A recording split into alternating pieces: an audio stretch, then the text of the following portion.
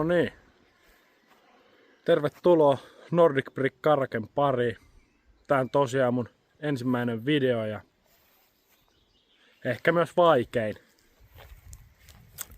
Joo, mä en ikinä suunnitellut alkavani mitään YouTubea tekemään tässä, mutta tämmönen hetken mielijohde ja sanoin, että kannattaa varmaan alkaa näitä kuvailemaan tänne, että se sitä motivaatiota laittaa näitä laitteitakin. Ja on nyt joku muutama tuttukin sanoo, vie se kamera sinne tallille, niin saadaan jotain hauskaa kontenttia.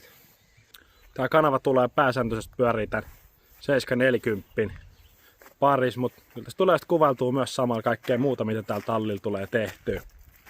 Et jos tämmönen kiinnostaa, niin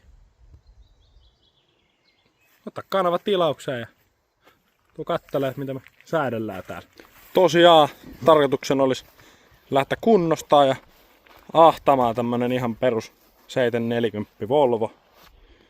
Ihan hyvän näköinenhän tän koriltaan ja piilikeula tietenkin ja sisustaan ihan perussiisti. Vähän täältä puuttuu kaiutint ja mitä täällä nyt on, ihan tällaista perussettiä. Ihan siisti, moninpuolinen. Eihän tässä sen ihmeellisempää loppupeleissä oo. Et pientä laittoa vaatii.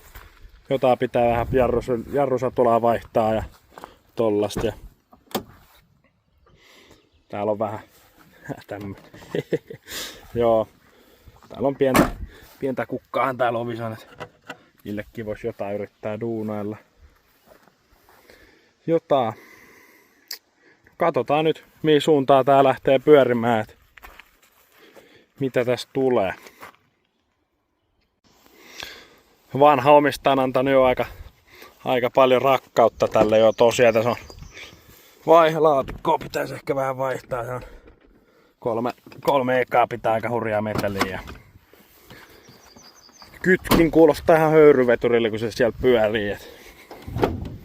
Täällä on joku tehnyt tällaisen hienon Ruotsin lipunkin, että toi pitäisi todennäköisesti hävittää. Täällä on ihan perus. Tohon se sitten tulee ja siinähän se sitten kasaantuu. Tätä nyt tosi seuraavaksi settimään ja aloitetaan nyt ekana, että saataisiin tää leima kuntoon. Vaihella vähän jarrusatulaa, se vuotaa. Laittaa nämä orauskulmat kuntoon.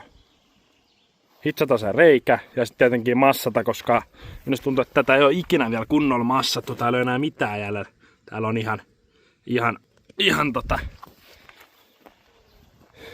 ihan tyhjä, ei ole yhtään massaa. Ja sitten sen jälkeen lähtee etsimään niitä osia tähän.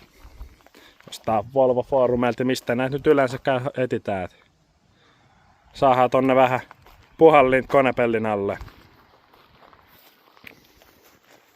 Joo, yhtään tiedä mihin tää tästä johtaa, mutta katsellaan lähteekö tästä porukkaa yhtään mukaan. Ja omaksi iloksamme tätä ollaan nyt tästä tekemään, että näkee vähän miten tää projekti etenee.